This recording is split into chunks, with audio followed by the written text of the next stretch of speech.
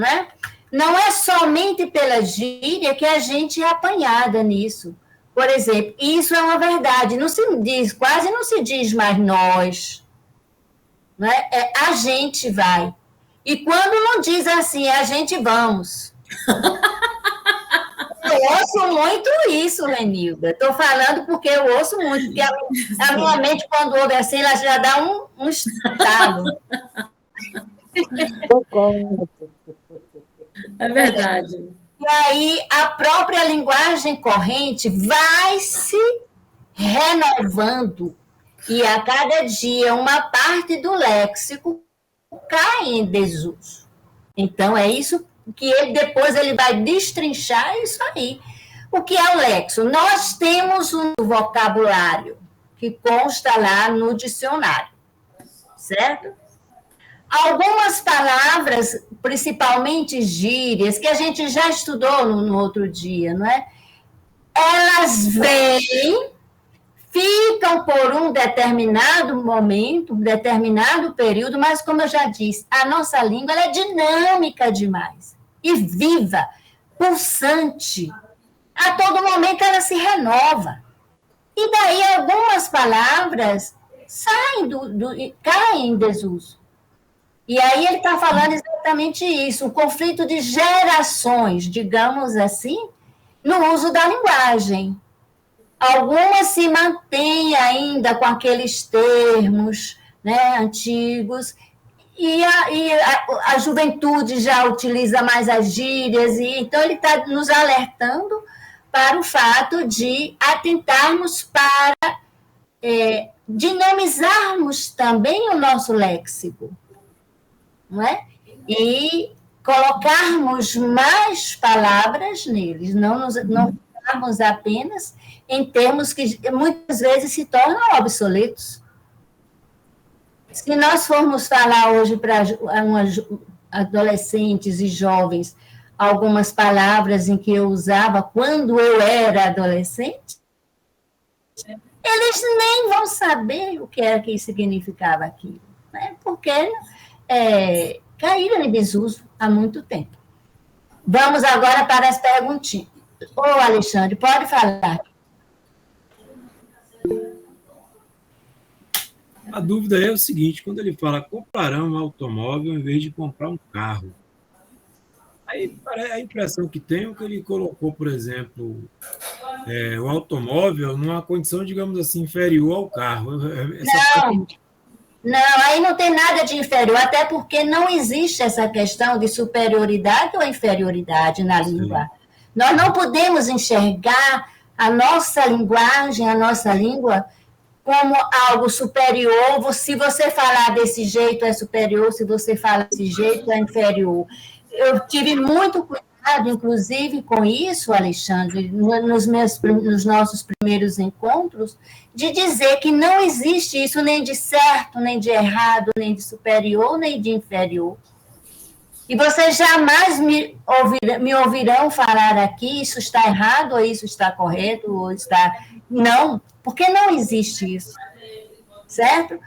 Nós vamos estudar variações linguísticas e nós vamos falar muito sobre isso, viu? Então, aqui nesse texto não tem nada inferiorizando ou superiorizando nada, tá certo? Está falando exatamente isso, o conflito de gerações, que ainda se mantém usando uma linguagem, digamos assim, entre aspas, obsoleta, certo? Mas, e que a linguagem é dinâmica e tem que se tornar viva e avançando. Quem levantou a mão? Suzana. Eu.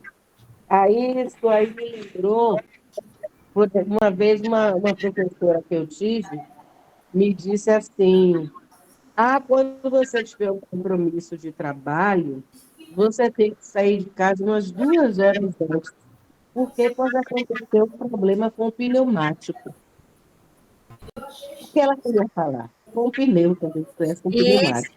Isso, exatamente. Então, isso aí é o que está escrito nesse texto, porque assim como a gente se pega com as inovações da gíria, a gente também se pega com palavras que não são gírias, mas que caíram em desuso, Isso, não é? é. É isso. Aí ela falou assim, que massa, e eu processei para entender que é apenas o pneu do carro. Retrata muito bem esse texto aí, um bonzinho, É. muito bom. Diga, Angeline. É sobre essa questão do automóvel e carro, se a gente for olhar todos os exemplos, a gente tem que observar que esse texto é de 84, né? Eu era bebê. Exato. E aí é só a gente observar que, na verdade, ele está trazendo aí exemplos de palavras que se tornaram modinhas, digamos assim, e palavras que eram usadas antes, de uma forma, digamos assim, mais cultas. Então, por exemplo, se usava automóvel, eu vou comprar automóvel, automóvel, automóvel. Então, começou-se a falar em carro. Então, aquele que não seguiu essa modinha de falar carro, é como se tivesse ficado ultrapassado, porque continuou falando automóvel. Na verdade, é a mesma coisa. É a mesma, Exatamente. é a mesma palavra. É como defluxo e resfriado. Quem fala de fluxo para falar de um resfriado? Ninguém. Mas, considerando 1984, a gente, voltando lá, a gente pode imaginar que naquela época era comum se falar de fluxo. E aí Exatamente. passou-se a falar resfriado, e aí quem continuou falando de fluxo era como se ficasse desatualizado. E a modinha, digamos assim, a gíria, a época era falar resfriado. Exatamente, mas é a questão de gerações, Mas né? não pode ter fluxo, Isso. não, Angeline. Em 84 eu tinha 20 anos. A gente parava. Também não cheguei, né? Já está falando aqui de gerações, né? Então a gente não conhecia essas palavras. Ana, pode ser também uma palavra usada, uma variação geográfica, Também, verdade. entendeu? Pode Mas ser. eu, por exemplo, eu uso esposa, eu uso muito a palavra esposa. Em respeito, né? Nós aqui, acho que nós muitos aqui usamos a palavra esposa. Então, tem variações aí de gerações realmente, de localidades, enfim. Nós vamos estudar muito isso. Podemos ir adiante? Sim, sim. Podemos?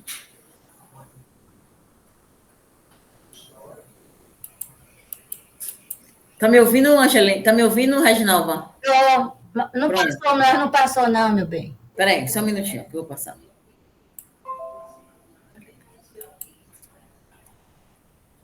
Ok. Aí, peraí.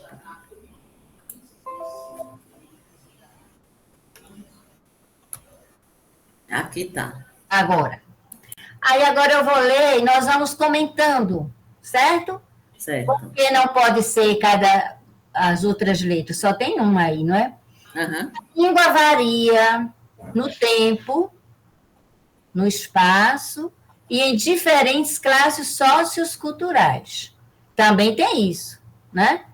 Uma determinada classe fala de uma forma, outra fala outra, mas nós vamos aprofundar isso perfeitamente lá, na variação linguística. Ao citar o exemplo das gírias, o texto, desculpem, exemplifica essa característica da língua. Qual característica?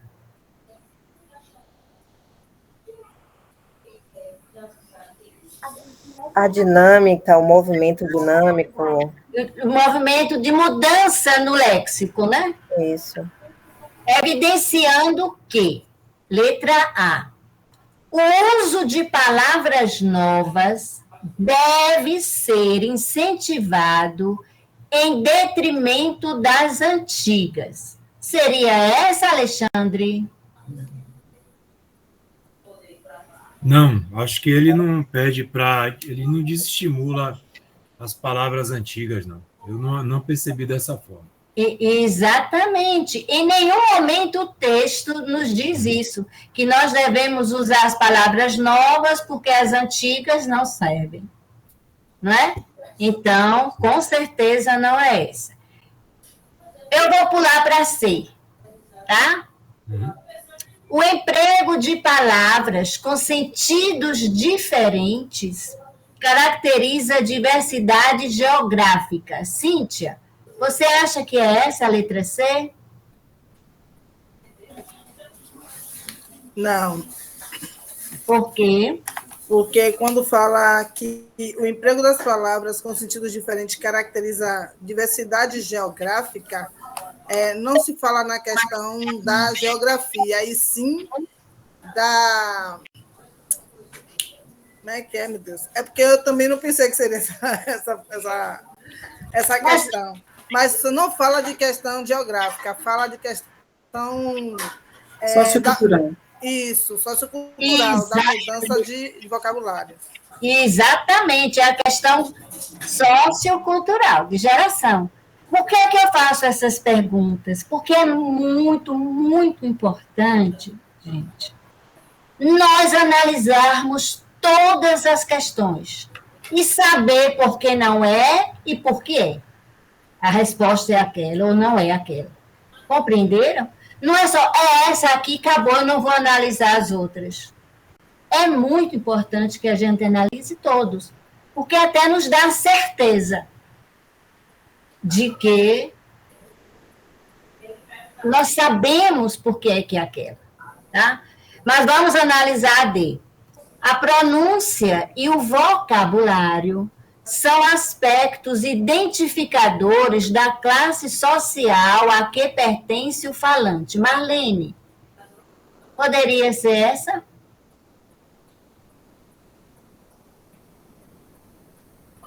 Marlene?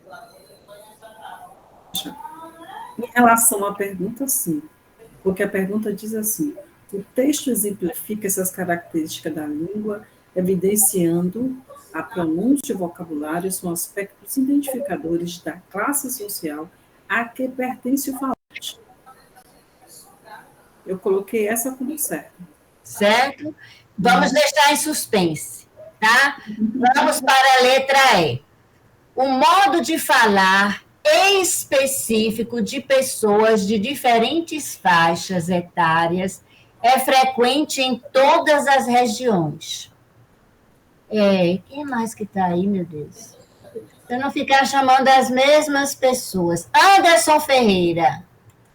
Meu querido, poderia ser essa letra E? Boa noite a todos.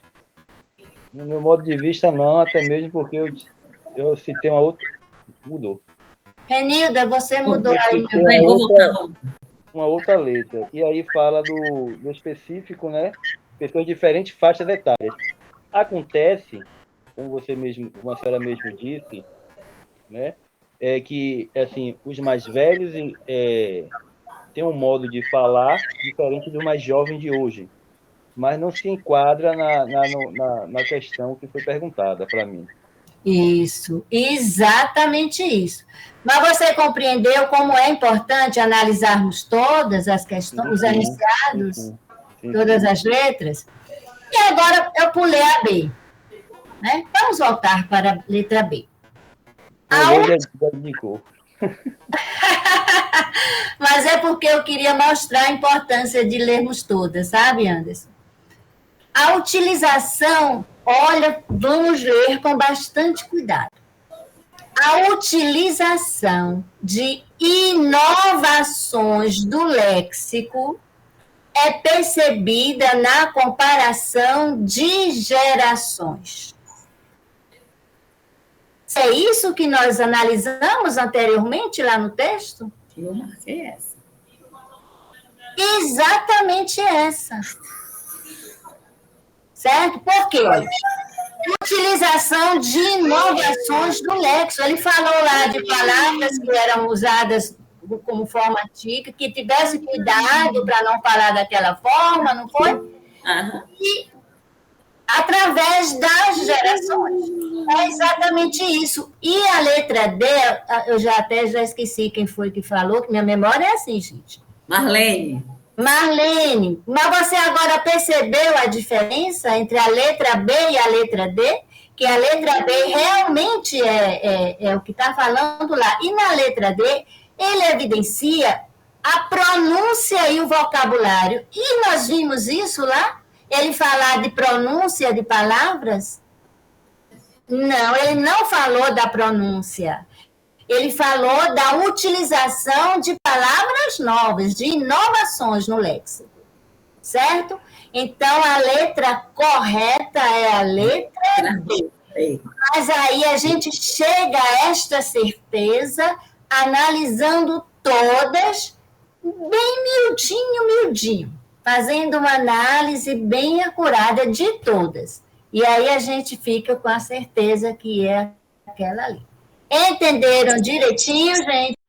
Entendi, mas eu tenho uma pergunta. A letra D e a letra E, elas não estão erradas, mas elas não fazem parte do entendimento no texto, eu quero dizer. Não, mas, Suzana, em nenhum momento eu disse que estaria errado. Eu sei.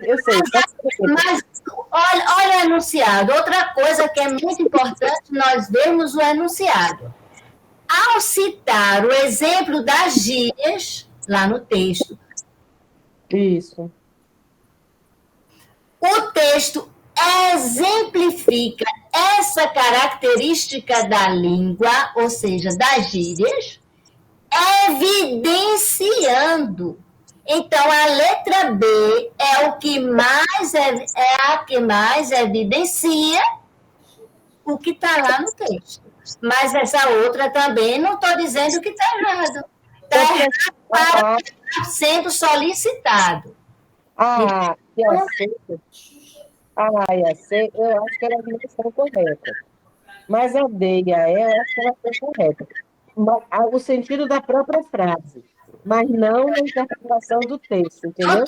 É isso que eu quero dizer. Mas se eu estou querendo que diga evidenciando dentro do texto aquilo que eu quero ali, tem que ser aquela que realmente é a completa. Entendeu? É porque elas estariam corretas se a gente olhasse de forma isolada. Se não houvesse a interpretação de texto, de forma isolada, praticamente todas as questões estariam corretas. Exatamente. E eu fico muito feliz até em ver que vocês estão dizendo que estavam corretas, porque evidenciam que vocês aprenderam realmente o que já foi dito nas aulas anteriores. Tá certo? Isso é muito bom para mim, porque aí a gente está vendo que está ficando, algumas sementinhas estão ficando aí, graças a Deus. Né? Vamos adiante. E aí eu vou voltar para aquele quadro que eu fiz, porque antes de a gente ir para aí, eu quero falar algo aqui para vocês, que eu preparei uma dinâmica para o nosso finalzinho de encontro hoje. Então, eu quero terminar assim, Renilda, às 8:50 o conteúdo, certo? Para depois nós fazermos uma dinâmica e depois eu ler um poema, passar uma mensagem do Natal, certo? Então, às 8:50 a gente suspende o conteúdo e a gente vai para a parte afetiva, a parte do coração. E aí, nessa parte da linguagem oral versus linguagem escrita, nós já estudamos repetição de palavras, não é aquele dinamismo da língua que na oralidade nos permite repetir palavras à vontade, sem essa preocupação da parte formal da escrita. Emprego de gírias e neologismos, estudamos a aula passada, as onomatopeias, e hoje nós vamos ver essa questão do emprego restrito de certos tempos e aspectos verbais. Os tempos, olha, não estou dizendo que não se usa, que ninguém usa, olha, é um emprego restrito.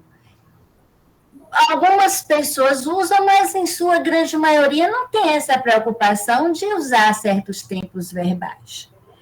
E aí eu vou explicar o porquê disso. Quais seriam esses tempos? O pretérito mais que perfeito, o futuro do pretérito e o modo subjuntivo em alguns aspectos.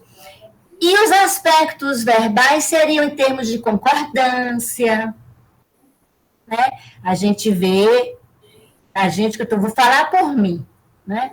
Eu observo muito inúmeras pessoas fazendo concordâncias assim, né, que deixa assim a gente até apreensiva e dá vontade às vezes de falar, e eu fico com a minha língua coçando porque eu não sou professora 24 horas por dia, não é? E aí eu fico assim, mas é um aspecto que nós devemos, eu acho, não é? Ficar mais atento, não é? Nas colocações que fazemos e tal. E aí, Renilda, vamos ver esses aspectos, depois nós vamos retornar aí para fazer tudo isso hoje. Não sei quando é que a gente vai terminar isso aí. Pode seguir. Aí a linguagem escrita, não vamos pegar agora ainda. Pode seguir. Aí agora. Pretérito mais que perfeito. O que seria isso, gente?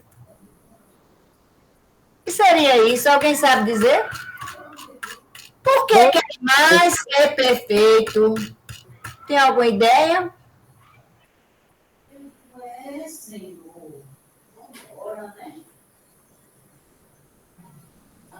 Ninguém tem ideia? O que é um pretérito perfeito? O que é pretérito? Vamos começar assim. O que é pretérito? Pretérito é passado. Passado. Então, agora, é mais que perfeito, eu nunca aprendi. Não, vamos aprender agora, eu lhe garanto, Suzana. Passado. Então, a gente já sabe que é uma ação que já passou. O pretérito perfeito é uma ação que já se completou. Eu digo assim, poxa, eu casei na Igreja Católica. Essa ação já está completada? Já findou? Já, eu casei, acabou. É o pretérito perfeito, porque a ação já foi concluída. O pretérito mais que perfeito, então é aquele que é mais perfeito ainda do que o perfeito. Aí então, eu estou deixando vocês malucos, né? Mas vamos lá.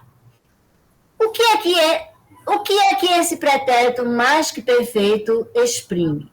Ele expressa um fato ocorrido antes de outro fato já terminado. Aí complicou mais ainda, não é? Então, vamos lá. Se eu digo assim, vamos aqui para o exemplo. Eu botei aqui. Quando notei, a água já transbordara da banheira. Então, aqui eu vou ter um pretérito perfeito. Qual é nessa frase? Transbordara. Não. Notei. Eu notei. Notei algo. Se eu dissesse assim, eu notei a sombra que a Angelina usou nos olhos dela hoje. Eu notei. Certo? É passado, é o pretérito perfeito. Mas eu tenho outro verbo que está além, uma outra ação que ocorreu depois que eu notei, que aconteceu antes que eu notei. O que foi que aconteceu antes de eu notar? A banheira transbordou. A banheira já tinha transbordado, e depois foi que eu fui notar. Então, é um fato ocorrido antes de outro fato já terminado. Então, a banheira já tinha transbordado. Eu vou dar uma dica aqui importante para vocês. A terminação verbal do pretérito mais que perfeito é ra. Para os verbos regulares. Eu não vou entrar neste assunto agora do que é verbo regular e irregular, porque nós estudaremos quando estudarmos toda a classe do verbo. Certo? Que é muita coisa, e assim eu fico botando muita coisa na cabeça de vocês, acho que acaba prejudicando. Eu quero que vocês entendam a função deste tempo aqui. certo? Então, todos os verbos regulares terminam em irá. E aí, eu vou dar outra dica. Vamos conjugar o verbo transbordar. Não, transbordar não, porque eu não transbordo. O verbo cantar.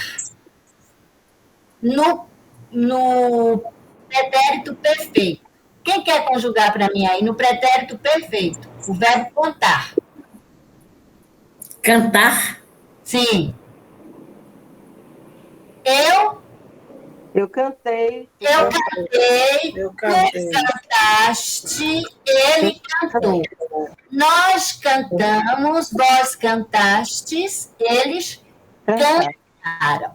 Para você descobrir o pretérito mais que perfeito do verbo cantar, você vai pegar a terceira pessoa do plural, qual é? Cantaram. Retira o M, vai ficar o quê? Cantara. Cantara. É o pretérito mais que perfeito do verbo cantar. Ah, então ele não é conjugado, não, ele é só... Ele é conjugado, mas assim, você poderia ficar com dúvida. Como é o mais que perfeito do verbo cantar, meu Deus, eu esqueci.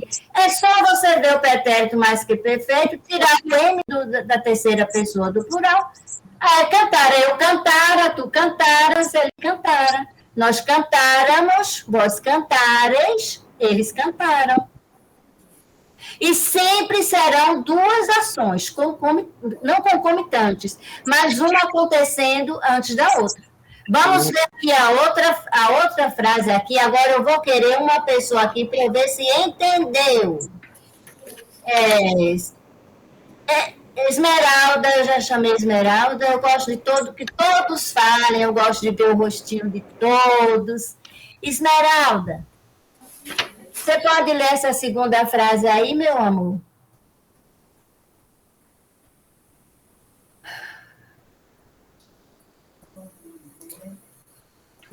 Amiga, boa noite a todos. Eu vou pedir desculpa porque acabei de chegar em casa agora, entendeu? Eu estou ouvindo para depois rever a aula. Eu estou um pouco perdida, que eu já perdi a aula na semana passada. Desculpa, mas essa semana está uma loucura para mim. Tudo bem, tá tudo certo, meu bem. Com um olhar triste, Reginalva. Com um olhar triste explicou a todos por que regressara à casa. Aí faltou até uma crase. Faltou uma crase, mas aí fui eu que omiti. Então, explica aí, Renilda, para eu ver se você entendeu, meu bem. Valei-me, Santa Rita. Com olhar triste mesmo. Regressara. Então, aí você quer dizer que ele é mais que perfeito, porque é terminada no regressara. Qual é a primeira ação que eu tenho aí? Com olhar triste. Primeiro, ele está com olhar triste. Depois ele vai explicar. Primeiro ele ficou triste, depois ele vai explicar todo. Deixa eu interromper, por favor. Oi? Posso, meu bem, interromper, meu anjo? Pode sim, claro. Primeiro, nós temos que ver as orações. Sim. Com o olhar triste não é uma oração, porque não tem verbo nenhum. É o verbo explicar. Explicar, certo. O que foi que, quando ele explicou a todos por que regressara à casa. Então, tem a ação de explicar e a ação de regressar. Certo. Ele regressou primeiro e depois ele explicou a todos por que ele regressou. Entendeu? Então, o pretérito mais que perfeito tem essa função de agir, de estar sempre presente junto a um pretérito perfeito. Na verdade, um completando o outro, certo? Essa outra frase aí. Deixa eu ver aqui, outra pessoa que eu quero ver se realmente está dando para entender. Joanice. Eu ainda não chamei, não, né, gente? Aqui eu, professora. Por favor, meu amor. Oi, professora, boa noite. Boa noite, minha linda. O desafio é grande, mas vamos lá. Vamos lá, juntos, todo mundo juntinho aqui. Vamos lá. Apenas de noite, admitiu que esperara por ele ansiosamente durante todo o dia. Admitiu e esperara. Isso, muito bem. Perfeito. Então, admitiu o pretérito perfeito. Mas ele admitiu o quê? O que foi que ele fez primeiro antes de admitir? Ele esperou. Esperou por ele. Oi? Esperou. Ele esperou por ele, depois é que ele admitiu que esperara. Aí eu quero perguntar, já deu mais ou menos para entender, gente? Ou ainda alguém tem dúvida, por favor, diga. Não se aveste em dizer. Tá? Então, o pretérito mais que perfeito, ele vem sempre acompanhado do pretérito perfeito. Isso. Certo? Agora eu pergunto a vocês. Vocês ouvem cotidianamente alguém falar assim? Não. Não, mas vocês ouvem dizer assim, eu tinha estudado para a prova, não ouvem? É o pretérito mais que perfeito. O tinha estudado, só que é o pretérito mais que perfeito composto. Por que é composto? Eu coloquei até aqui, tá dando para ver, porque as letrinhas ficaram pequenininhas, mas eu botei aqui, ó. Eu tinha estudado. Por que aí é o tempo composto? Porque eu tenho 2 verbos. Quais são os 2 verbos? Tinha e estudado. Quando eu tenho 2 verbos, eu tenho o que nós chamamos locução verbal. Aí é o pretérito mais que perfeito composto, que é o que nós usamos cotidianamente. Mas o pretérito perfeito, mais que perfeito, simples, praticamente nós não usamos na nossa linguagem informal. Em alguns textos nós vemos bastante. Eu vejo muito em alguns textos, mas na linguagem, na nossa oralidade, ele é muito pouco empregado. Mas aí a gente fica sabendo que a gente usa o pretérito mais que perfeito na sua forma composta. Eu tinha estudado, tu tinhas estudado, ele tinha estudado, nós tínhamos estudado, vós tinhas estudado, eles tinham estudado. E nós não vamos aqui conjugar, né? Eu só estou lendo para poder a gente lembrar. Eu estudara, tu estudaras, ele estudara. Nós estudáramos, vós estudareis, eles tinham, ou eles estudaram. Lembra que eu falei? Estudaram. E o pretérito perfeito seria eles estudaram também, a gente tira o M e fica estudar. Ok? Vamos fazer uns exercícios para ver se ficou na cabeça. Mas os exercícios que eu coloquei foram bem fáceis, Ave Maria. Obrigada. Não, eu botei umas dicas. Eu já tinha até esquecido disso, gente. Olha o que eu coloquei aqui. Deve haver uma comparação com o pretérito perfeito. Isso já ficou claro? Já ficou claro? É o passado do passado.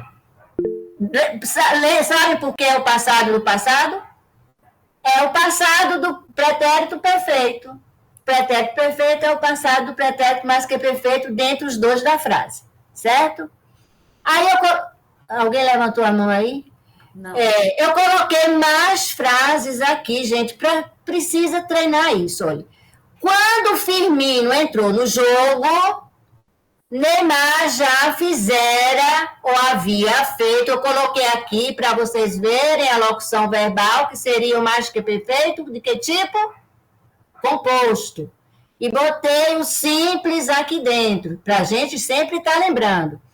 Qual foi o acontecimento número 1 o gol de Neymar e o 2 a entrada de Firmino. Quando eu cheguei, João saíra. O que foi que aconteceu primeiro? Primeiro eu cheguei. João saíra. João já tinha saído. Aí, Anderson, muito bem. Aí o mais que perfeito composto já tinha saído. Quem saiu primeiro foi João. Depois eu cheguei. Aí aqui, ó, João já tinha saído antes que eu chegasse. É o que está dito aqui. Quando eu usei o mais que perfeito. Fiquei muito feliz com o presente que você trouxera. O que foi que aconteceu primeiro? Ganhou o presente. Ganhou o presente. Depois eu fiquei feliz. Aqui, ó, quando você trouxe o presente antes que eu ficasse feliz. Quando cheguei ao espetáculo, a artista cantou a música. Ah, que é outra coisinha que eu lembrei para falar com vocês. Preste atenção aqui. Eu vou ler essas duas frases, depois eu vou pedir a alguém aqui para me dizer a diferença. Quando cheguei ao espetáculo, a artista cantou a música. Quando cheguei ao espetáculo, a artista tinha cantado a música. Deixa eu ver aqui quem vai me dizer a diferença de uma para a outra. Eu acho que eu já chamei todos. Alexandre, eu acho que eu não chamei Alexandre, não. Alexandre, Oi? por favor. Por favor, você pode me dizer a diferença dessas duas frases aqui, as duas últimas que eu li, acabei de ler? A primeira está dizendo o seguinte: quando chegou ao espetáculo, a artista cantou, meio que simultâneo. A outra está dizendo o seguinte, que quando chegou ao espetáculo, a artista já tinha cantado a música, ou seja, o acontecimento foi realmente anterior à chegada dela. Mas o que eu entendi na primeira, quando cheguei ao espetáculo, como é? Não lhe ouvi. Não, pode continuar. A primeira, quando você fala, é quando cheguei ao espetáculo, a artista cantou a música. Como se dissesse assim, ela chegou, a artista, naquele momento, cantou a música. A outra, quando cheguei ao espetáculo, a artista tinha cantado a música, ou seja, efetivamente, a música já havia sido cantada quando ela chegou. Cíntia, isso. Cíntia, fale. Obrigada, Alexandre.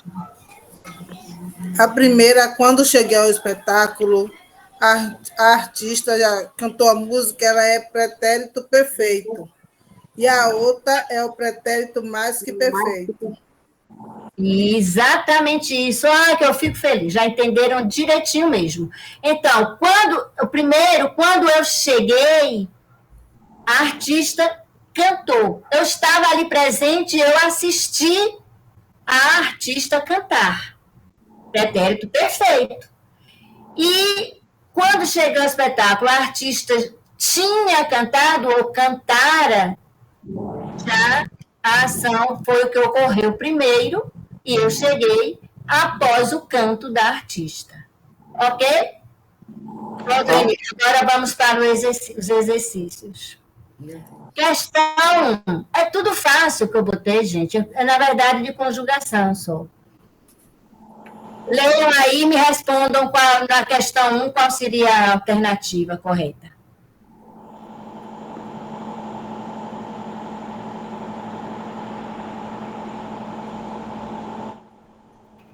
Tu recebeu.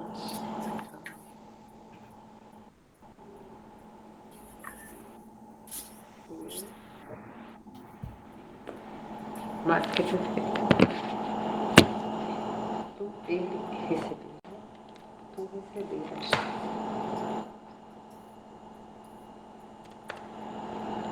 Letra A. Questão 1, qual seria a letra?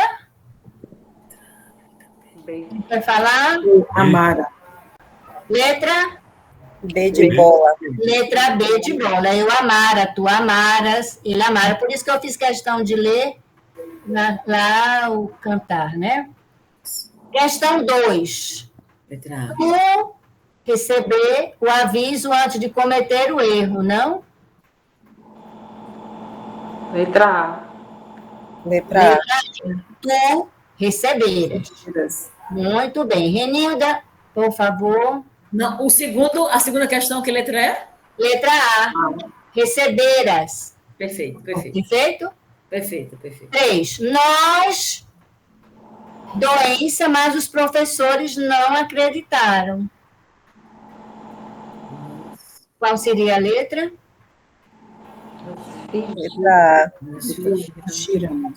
Letra A. Letra A, nós fingíramos. E a última, elas, tudo antes de mudarem de casa. Entenderam. Letra A também. Letra A também. E vocês observaram que sempre nós temos 2 verbos, ou seja, 2 orações, uma acontecendo antes da outra. Observaram isso também? Gravaram direitinho? Mas nós voltaremos isso ainda lá mais adiante, quando formos estudar as classes gramaticais, tá? O verbo presente. Renilda, deixa eu ver aí qual é a próxima. Eu não vou adentrar agora o subjuntivo, porque a gente vai fazer a dinâmica para não nos estendermos muito, tá certo? No nosso encontro em janeiro, nosso próximo encontro em janeiro, nós retomaremos aqui ao conteúdo específico do nosso estudo. E agora, pode tirar, Renilda, os slides, que eu quero ver todo mundo aqui. Eu tenho hoje, quantos nós temos aqui hoje? 13 pessoas. Mas não dá para ver todo mundo, mas eu vejo a maioria, que bom. Olha, gente, nós estamos nos aproximando de uma data que, para mim, é muito bonita, muito simbólica, mas eu acho, né, eu acredito que o Natal ele acontece dentro de nós. O nascimento do Cristo, e o Cristo ele deve ser sempre uma presença viva dentro de nós. Quando nós... meu amor, muito obrigada, muito obrigada. Quando nós vivenciamos o Evangelho, nós temos o Jesus dentro de nós. O aprendizado, toda aquela mensagem que Jesus nos trouxe, quando ele adentra o nosso coração, ele começa a habitar em nós. Então, o Natal, para mim, é isso. Não deveria ser somente um dia, não é, para nós comemorarmos. E aí eu preparei uma dinâmica. Quem se sentir à vontade para falar depois, não é obrigado, não. É quem se sentir à vontade, porque muitas vezes as emoções afloram, não é? E eu não quero ferir suscetibilidades de ninguém, eu só quero deixar aqui um momento para que nós, no transcurso desse nosso recesso, nós possamos refletir, não é? Quem somos nós? E eu, simbolicamente, eu vou colocar aqui a nossa pessoa através de nossas mãos. E a dinâmica que eu nomeei foi a seguinte: mãos que contam histórias.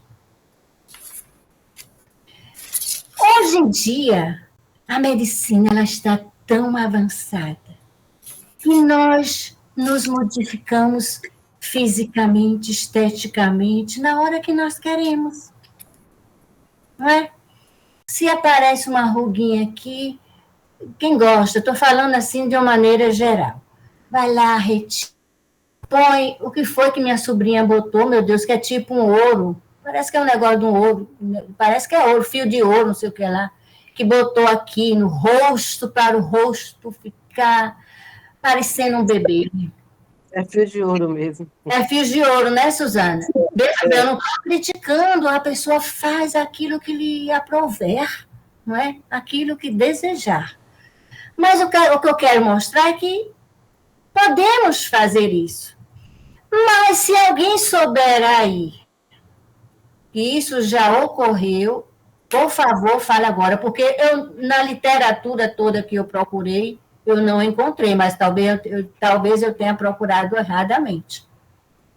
Alguém já ouviu falar em cirurgia estética nas mãos? Não. Já? Assim, eu quero tirar as rugas da minha mão. Alguém já ouviu falar?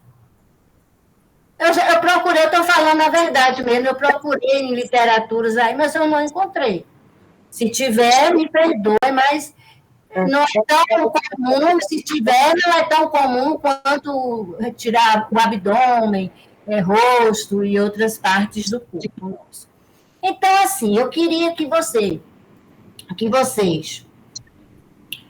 a gente observa também, odiernamente, que nós já sabemos cuidar do nosso corpo através das atividades físicas, não é?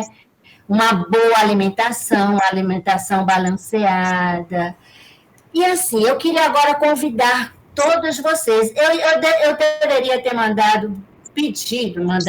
pedido a vocês para colocar um papelzinho aí para vocês desenharem as mãos de vocês. Mas como eu não pedi, eu só vou pedir que vocês observem suas mãos e procurem olhar nelas, através delas, a sua história de vida.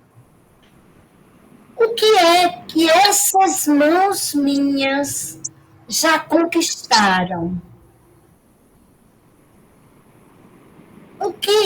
Quais foram os desafios que eu já vivenciei? Ou, no caso, eu vou representar minhas mãos. Essas mãos já vivenciaram conquistas obtidas através dessas mãos. Certo? Desde pequena, façam aí um pequeno retrospecto da vida de vocês até agora. E aí, quando a gente olha assim para nossas mãos, a gente tem essa consciência de quantos desafios nós já passamos e que muitas vezes negligenciamos este aprendizado que obtivemos através desses desafios. Né? E aí eu queria que vocês, a partir de agora, começassem a pensar nesses questionamentos que eu fiz e depois, se alguém desejar falar, fiquem à vontade. Aí eu vou perguntar, o que é que essas mãos de vocês irão nos contar? Por que eu queria isso? Queria não, eu gostaria mesmo de ouvir alguns de vocês, porque nós, no primeiro dia de aula, eu disse para vocês, nós somos luzes. Nós somos filhos de Deus. Recebemos o amparo de Deus diuturnamente. Precisamos ter essa plena consciência que sempre somos amparados por Deus. Ele não nos desampara nunca. E esses desafios que são colocados em nossas vidas nos transformam, nos fazem ser seres melhores ao passarmos por esses obstáculos, por esses torvelinhos, por essas turbulências. E aí, eu vou dar um tempinho para vocês pensarem, depois, se alguém ficar à vontade, pode falar, senão eu falarei, tá?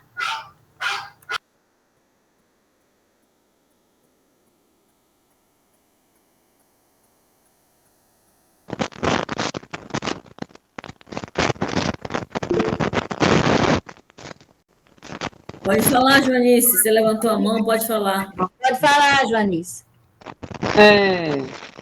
Pró e todos que nos ouvem a noite de hoje, em usar as mãos, quantos amigos nós construímos a partir do aperto da mão, quantas profissões podemos aprender a partir das mãos, né? Em aprendermos a dirigir quando nos sentíamos incapazes de pegar um carro e conseguir, né, levar à frente na direção de um veículo. E hoje nós podemos dirigir não só um veículo pequeno, como um caminhão. Então, isso é um grande desafio de nossas mãos. E é as mãos que nos oportunizam isso. O aprendizado que fazemos das letras, ao estar escrevendo, né, quando começamos a escrever as primeiras palavras, estamos aqui hoje aprendendo, ainda mais com você, professora. Então, só temos que dizer muito obrigado. E quando nos colocamos no aprendizado, é as nossas mãos que nos conduzem. A mente também, claro que sim, mas é as mãos que nos oportunizam a escrever de maneira correta, a falar de maneira correta, a comer, né, de maneira correta, com as mãos, com educação. A dar um tchau à pessoa, um gesto de carinho, de atenção, é com as nossas mãos. Então, a fazer um afago a um idoso, a uma criança, é com nossas mãos. Então, as nossas mãos nos aproximam das pessoas. No aperto da mão, você já sente a energia daquela pessoa. Então, as nossas mãos falam muito de nós. Que lindo, perfeito. Muito obrigada, Janice. Que bom te ouvir. Alexandre. Essa oportunidade que estamos aqui de aprender, ela é fantástica e bastante construtiva também. Nos chama a atenção para o seguinte aspecto: mesmo que a gente avance nos degraus acadêmicos, né, digamos assim, segundo grau, faculdade, mestrado, doutorado, pós-doutorado, sei lá o que for mais, eu percebo que a gente também arrasta situações e conteúdos não desenvolvidos lá atrás, mesmo que a gente tenha avançado, mas é impressionante, cada vez que a gente avança mais, as falhas do passado parece que ficam mais evidentes, e o português deixa isso claro. Isso vai para outras disciplinas também, vai para matemática, vai para a história, por aí vai. Então, essa oportunidade de aprender significa, na verdade, que Deus nos deu, na verdade, um momento assim para que a gente possa justamente melhorar o passado, para ter um presente, para ter um futuro melhor ainda. Então, eu agradeço muito a vocês todas, por essa belíssima oportunidade da gente estar tendo que, digamos assim, dar uma melhorada nesse português. Eu que agradeço, Alexandre, suas palavras, meu querido, perfeito. Grace Kelly.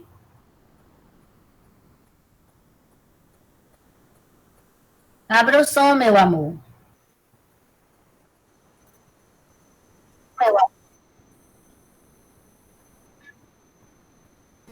Abre o microfone. Esmo mesmo, minha avó Vitória.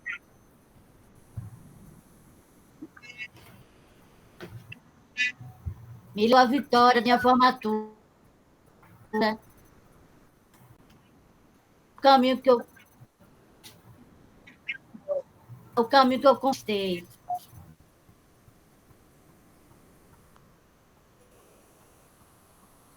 O meu despeito. Grace Kelly, fecha a câmera, a sua internet está lenta.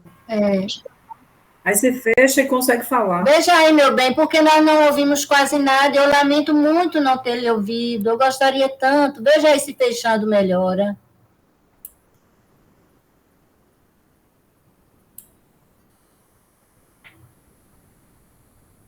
Fechou, Grace Kelly?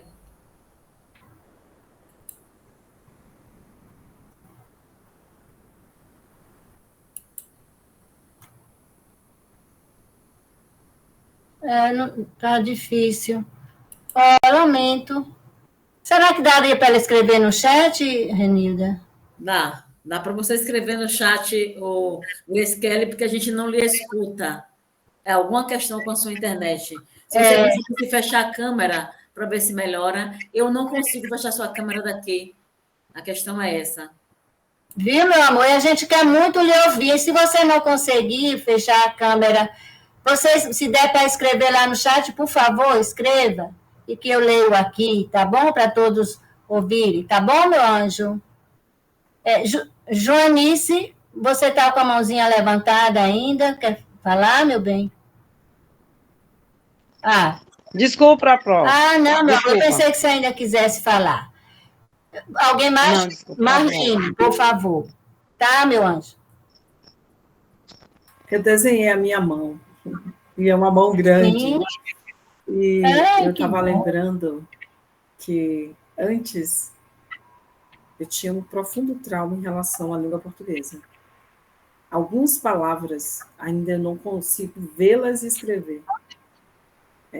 E quando eu coloquei a minha mão aqui e consegui, além de desenhar, pensar que agora eu estou construindo um ciclo de amizade num aprendizado mais fraterno, sem julgamento. Que essas mãos que agora aprendem novamente, sem julgamento. Eu fico muito feliz, Reginalva, pela oportunidade que você nos dá de dizer assim, ó, não é certo nem errado. Você entendeu isso? Que bom que você chegou aqui. Então, eu não é me lamentando, mas assim, na minha cabeça, eu não entendia uma palavra simples como escrever a palavra água. Eu tinha que ver para escrever.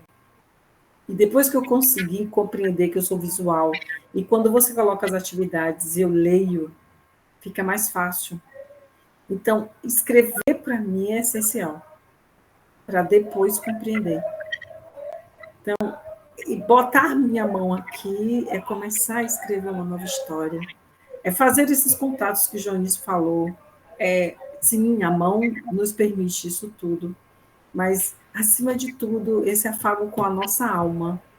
É o que diz lá o Evangelho segundo o Espiritismo, o que é que a gente leva e o que é que a gente traz de uma encarnação para outra.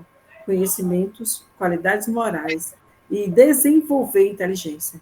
Então, que o Espiritismo ele expanda a ponto da gente compreender quanto é importante desenvolver a nossa inteligência. É com muita alegria que eu te agradeço pela sua disponibilidade de fazer esse curso conosco. Muito obrigada. Ai, que coisa linda, chega a me emocionar. Daqui a pouco eu estou chorando aqui, gente, não reparem não, é porque eu sou muito emotiva mesmo, muito sensitiva. Que coisa linda, eu que fico imensamente feliz por estar neste círculo aqui fraterno, tão gostoso, tão assim, de almas bem próximas.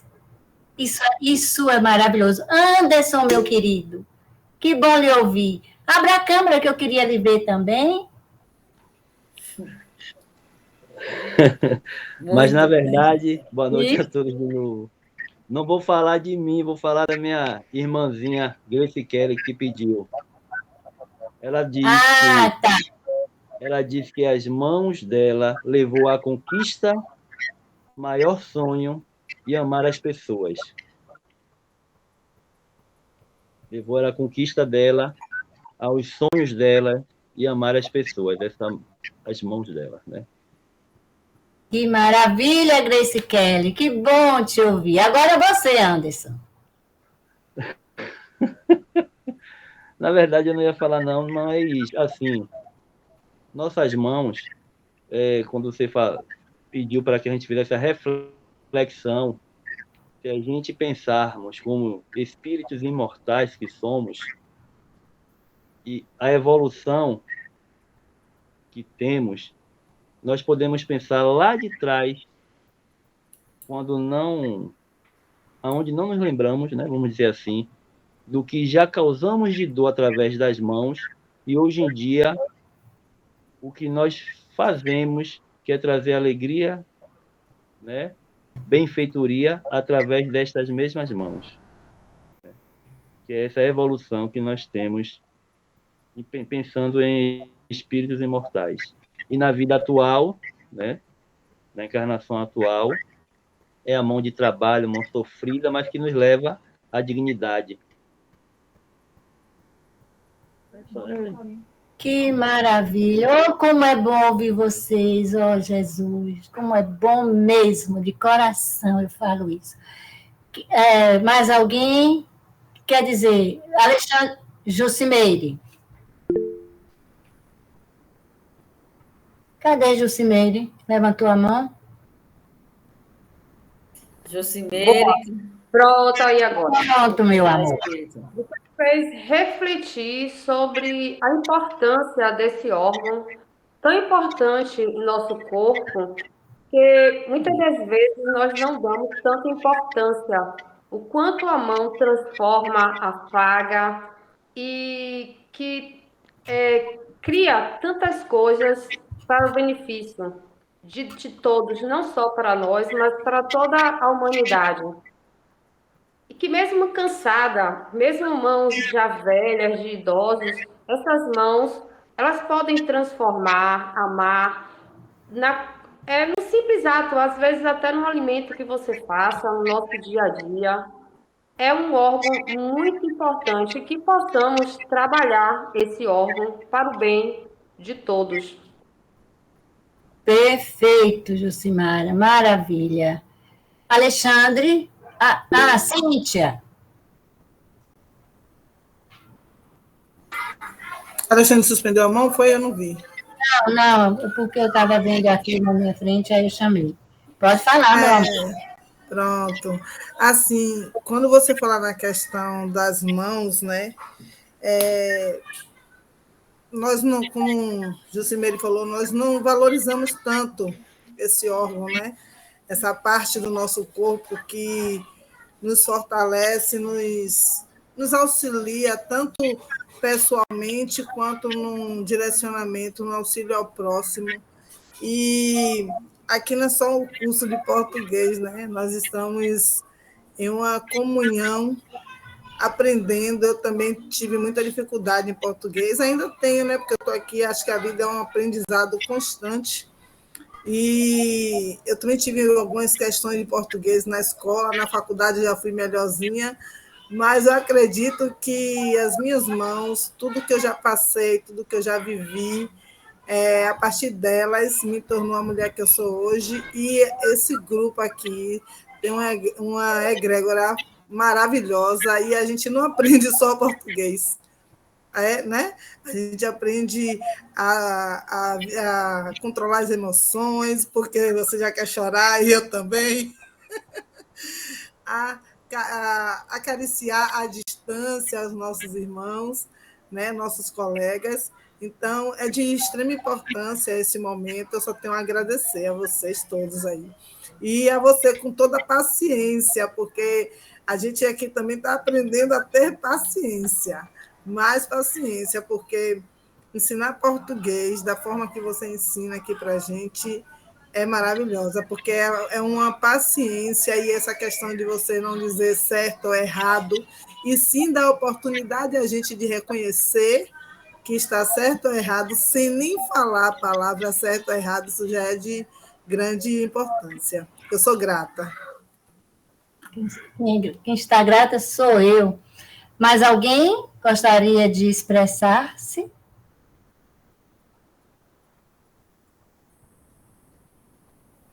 Ninguém mais?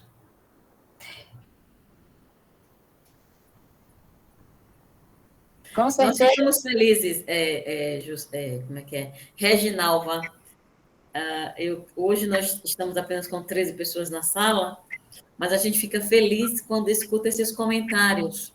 Tá?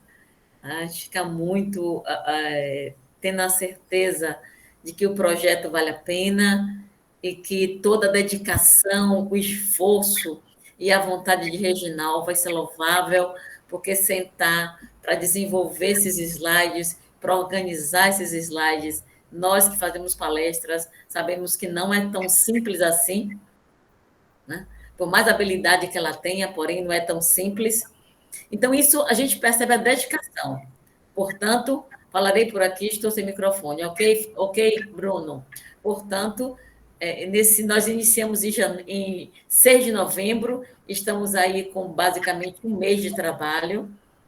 Que pena que a gente vai precisar encerrar agora, dar essa paradinha para recomeçarmos. Então, no momento que tudo isso aflorou, foi justamente em função, Cíntia, Grace Kelly, Marlene, Bruno e os outros, de um desafio, né? Uma dificuldade nossa, Então, surgiu essa dificuldade, vamos então buscar formar essa egrégora, formar esta família, para em conjunto saná-la. Olha que coisa gostosa. É verdade. Junto saná-la. Então, faço minhas palavras de todos os outros. E obrigada, Reginalva. Eu que agradeço, mas deixa eu colocar aqui o que Bruno colocou aqui, gente, eu vou ler. Falarei por aqui porque estou sem microfone. Sou muito grato pela oportunidade. Estou aprendendo muito, só gratidão. Bom, então agora eu gostaria também de dizer algo assim que o meu sentimento extrapola a gratidão. O meu sentimento já é de amorosidade, sabe? Porque eu encontrei verdadeiramente aqui laços fraternos muito intensos. E eu sou uma pessoa que tudo que sai daqui, eu já li vários textos aqui falando exatamente disso, da palavra e do falar.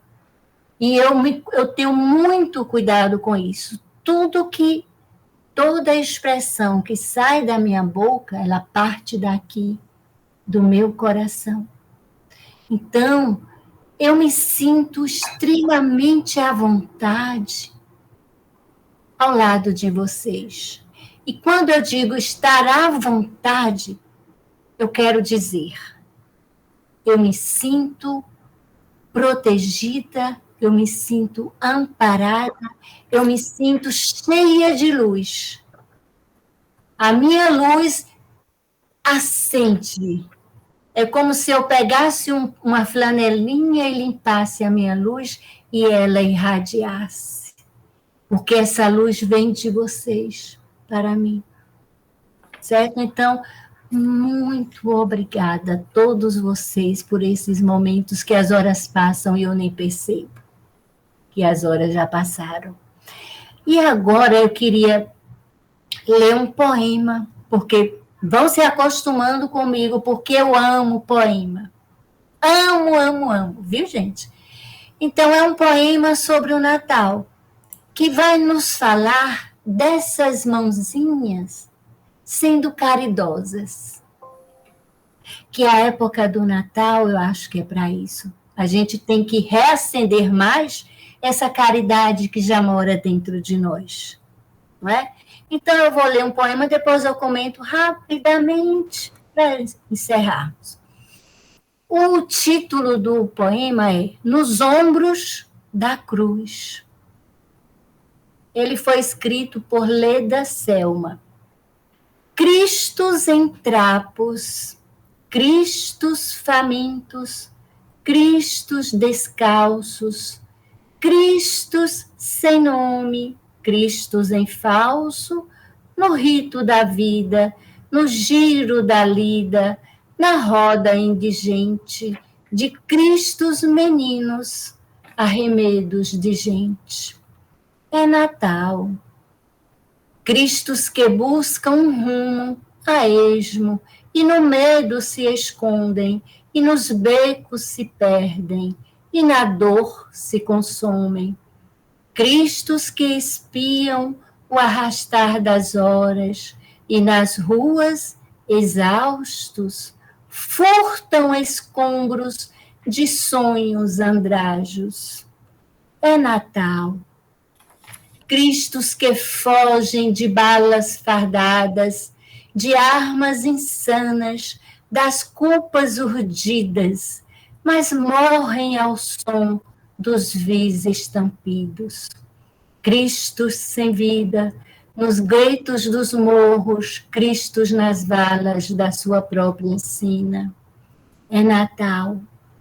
De volta, a estrela da alegria, o alarido, retiram-se as nuvens, sorriem as luzes, esbatem-se as dores, refinam-se os sinos em retini festivo.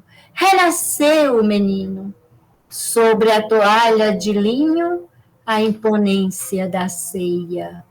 É Natal.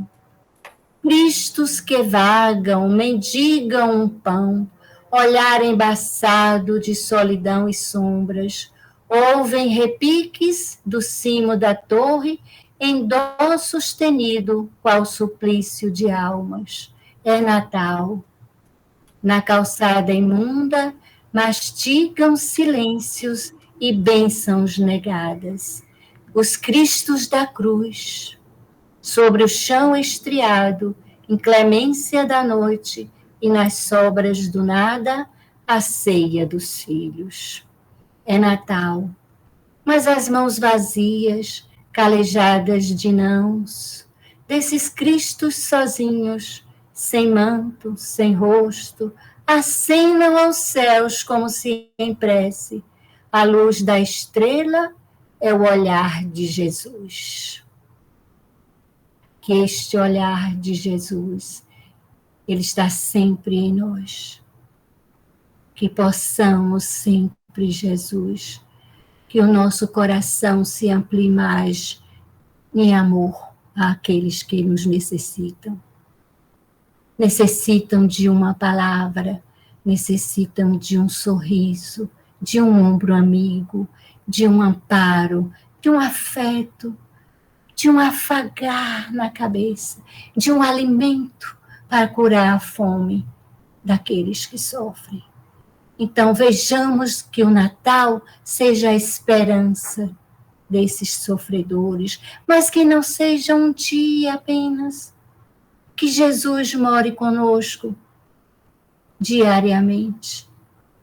Porque o Jesus dentro de nós abre a nossa visão e abre o nosso coração para que enxerguemos o próximo como a nós mesmos.